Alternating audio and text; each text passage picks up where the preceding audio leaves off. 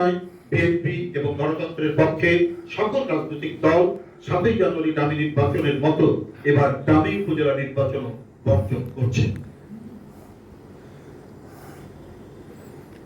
করেছে। এটি সত্য।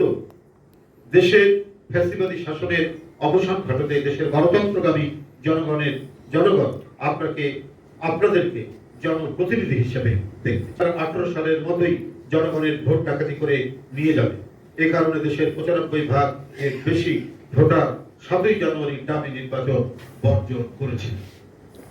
তবে এই ভোটাররা জাতীয় কিংবা স্থানীয় নির্বাচনে অবাধ, সুষ্ঠু এবং নিরপেক্ষ নির্বাচনে ভোট দেওয়ার সুযোগ পেলে বিএনপি তথা গণতন্ত্রের পক্ষের প্রার্থীকেই ভোট দিয়ে বিজয়ী করবে। জনরায়ে সারা দেশে বিএনপি সহ গণতন্ত্রের পক্ষের রাজনৈতিক দলের প্রার্থী তথা আপনারাই বিজয়ী হবে।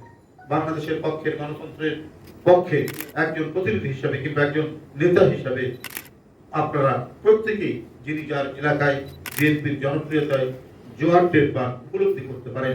এই উপলব্ধি থেকেই হয়তো আপনাদের কারো মনে উপজেলা নির্বাচনে প্রার্থী হওয়ার ব্যাপারে আগ্রহ সৃষ্টি হয়ে থাকতে পারে। আমি অবশ্যই আপনাদের এই উপলব্ধি অনুধাবন করতে পারি। তবে আরো একটি বিষয় সম্পর্কে আপনাদের সতর্ক থাকা প্রয়োজন বলে আমি মনে করি।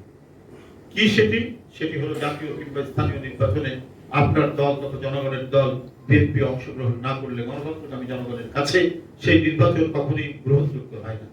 ভোট ডাকাত শেখ হাসিনা এই কারণেই কিন্তু তার অধীনে তথাকথিত নির্বাচনকে অংশগ্রহণমূলক দেখানোর জন্য ভয় কিংবা প্রলোভন দেখিয়ে আপনাকে তথা বিএনপিকে প্রহসনের নির্বাচনে অংশগ্রহণ করতে চায়।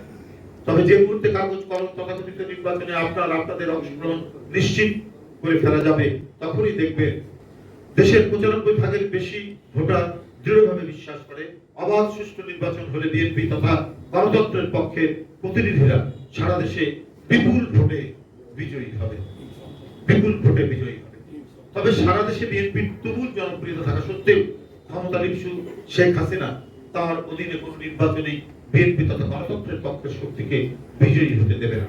প্রহসনের নির্বাচনকে নিরপেক্ষ এবং অংশগ্রহণমূলক প্রমাণ করার জন্য হয়তো বাধ্য হয়ে কয়েকজনকে জয় ঘোষণা করা হবে।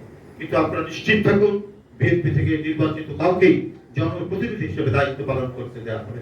বরং মিথ্যা মামলা দিয়ে আপনাদেরকে জেলে পাঠানো হবে, নয়তো পরিপত্র জারি করে দায়িত্ব কেড়ে নেওয়া হবে। ফ্যাসিবাদী সরকারের আমলে গাজীপুর সিটি কর্পোরেশনের প্রথম নির্বাচিত মেয়র অধ্যাপক এম এ মান্নান কিংবা রাজশাহী মেয়র মুসাদ্দেক হোসেন বুলবুল সহ বিভিন্ন সময়ে যে কয়েকজন নেতা বিএনপি থেকে নির্বাচিত হয়েছিলেন, তাদের একজনকেও ঠিক মতো দায়িত্ব পালন করতে দেওয়া হয়নি। রায়ে নির্বাচিত হয়েও তাদেরকে অধিকাংশ সময় মিথ্যা মামলায় কারাগারে কাটাতে গত 17 বছর ধরে আপনাদের উপর নির্মম নির্যাতন নিপীড়নের পরেও আপনাদেরকে দল থেকে জনগণ থেকে বিচ্ছিন্ন করা যায়, বিএনপিকে দমিয়ে রাখা যায়। বরং বাংলাদেশের প্রতিটি ঘরে গণতন্ত্রকামী মানুষের হৃদয়ে বিএনপি জায়গা করে নিয়েছে। বিএনপির সর্বস্তরের প্রতিটি নেতাকর্মী, শুভার্থী, সমর্থক তথা আপনাদের শ্রম, ঘাম, মেধা, ত্যাগ, তিতিক্ষার কারণে বিএনপি এখন আর শুধুমাত্র একটি রাজনৈতিক দলই নয়, বরং বাংলাদেশের প্রতিটি গণতন্ত্রকামী মানুষের কাছে বিএনপি এখন বিশ্বস্ত একটি রাজনৈতিক প্রতিষ্ঠান।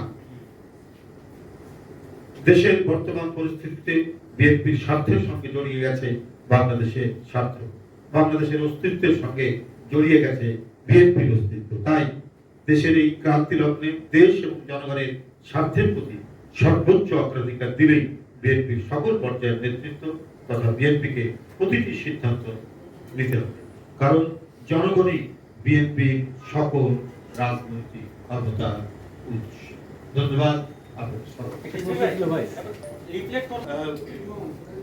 আপনার সবসময় যখন মানুষের স্রোত, মানুষের সমর্থন একদিকে থাকে, তখন দুই একজন বিপদগামী লোক থাকে। সে বিপদগামী লোক করতেই পারে এবং দল তার বিরুদ্ধে সেটা ব্যবস্থা নিচ্ছে। আর এটা মহাসমুদ্রের মতো একটা দল, বিপুল সংখ্যক জনগোষ্ঠী আমাদের সমর্থক, বিপুল সংখ্যক নেতাকর্মী আমাদের।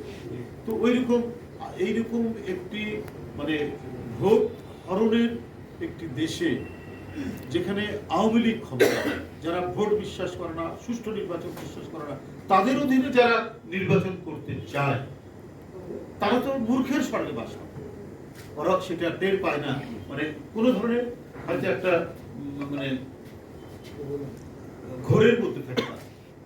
যে শেখ হাসিনার অধীনে নির্বাচন কি পরিণত হবে সেটা তো এই 16-17 বছরে দেখিয়ে দেয় শেখ হাসিনা লোকেরা, যে আমাদের প্রতিদ্বন্দ্বীরা যখন আমাদের সিদ্ধান্ত হয়েছে ইউপি নির্বাচনে প্রার্থী হয়েছে, মনোনয়নপত্র জমা দিতে গেছে, জমা দিতে পারে, রাস্তার মধ্যে অ্যাটাক করা হয়েছে, রাস্তার মধ্যে তাকে শারীরিকভাবে আঘাত করা হয়েছে, আপনার রিক্সায় প্রচারণা চালাতে গেছে, রিক্সা ভেঙে ফেলা হয়েছে, মাইক ভেঙে ফেলা হয়েছে। এটা তো একটার পর একটা দৃষ্টান্ত। এখন দুই একজন তো এরকম থাকতেই পারে, আর এটা তো হচ্ছে স্থানীয় সরকার নির্বাচন, এখানে এরকম থাকতে পারে। আপনার দুই একজন আমি আমাদের গেছে না 7ই জানুয়ারির নির্বাচনে কি বলে ডামি যে নির্বাচন, দুই একজন লোক তো সেখানেও গেছে, তাদেরকে জেতানো হয়েছে। তাতে কি হয়েছে? 95% মানুষ যায়নি, 95% ভোটাররা ভোট দিতে যায়। বিজয়ী হয়েছে তো বিএনপির সিদ্ধান্ত এবং বিএনপির ঘোষণা, যেটা মানুষ অ্যাকসেপ্ট করবে, জনগণ অ্যাকসেপ্ট করবে, সেটাই তো বিজয়ের ব্যাপার। ইতিহাসে একদম আজকে ইতিহাস দেখা হয় না, ইতিবাচক দিক তার কার? সিরাজউদ্দৌলা, আর নেতিবাচক দিক কার? মীর জাফর। তো ইতিহাস তো এখনো সেটা চলমান আছে। তারা রাষ্ট্রশক্তি দিয়ে আমাদেরকে গুলি করছে, মারছে, হত্যা করছে, জেলে নিয়ে যাচ্ছে, কিন্তু তারপরেও আমরা যেটা ন্যায়, যেটা সত্য, তার পক্ষে আছে। ইতিহাস একদিন আমাদেরকে সেভাবেই বিবেচনা করবে। শুধু নির্বাচনে যাওয়া আর মানে ওই তরকারির একটু ঝোল নেওয়ার জন্য আওয়ামী লীগের কাছ থেকে, তো ওটাই কি বড় ব্যাপার হলো? নীতি, নৈতিকতা, আদর্শ বলে কোনো জায়গা নেই। না, আমাদের কত নেতা তৃণমূলে আপনি বলুন দেখি? আমাদের তো 50 লক্ষ নেতা কর্মীর নামে মামলা, এর বাইরেও তো আমাদের নেতা কর্মী আছে। যারা আপনার উপজেলাতে বসে পড়ছেন ভাই, এদের কোনো তৃণমূলে কিছু নেতা কর্মী কাজ করতেছে, তাদের ব্যাপারে কোন সিদ্ধান্ত? দল সিদ্ধান্ত নিশ্চয়ই নেবে, অবশ্যই তারা নেবে। তাদেরকে বলা হচ্ছে তোমরা কি, এখন অনেকে প্রত্যাহার করছে, এবারে অনেকে প্রত্যাহার করেছে।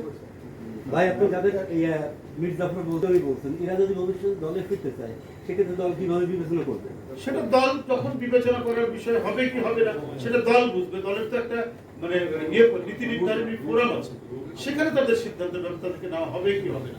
কিন্তু এই মুহূর্তে যে সিদ্ধান্ত, সেই সিদ্ধান্তের বাইরে যারা যাচ্ছে তারা দলের লোক নয়, তাদেরকে যেটা প্রক্রিয়া, সেই প্রক্রিয়া করে তাদের বিরুদ্ধে সাংগঠনিক ব্যবস্থা নেওয়া হবে। প্রপোজ করা হচ্ছে, শোকজের উত্তর যারা দিতে পারছে যে না আমরা কি বলে যে সাংবাদিকদের কাছে আমরা সাংবাদিক সম্মেলন করে আমরা প্রত্যাহার করবো, তো সেটা আমরা মেনে নিচ্ছি।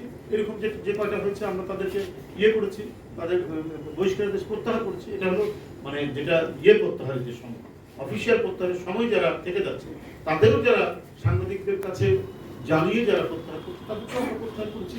আমরা তো নিজেদের দলের নেতা কর্মী, তো তাদের প্রতি এত নিষ্ঠুর হবে না।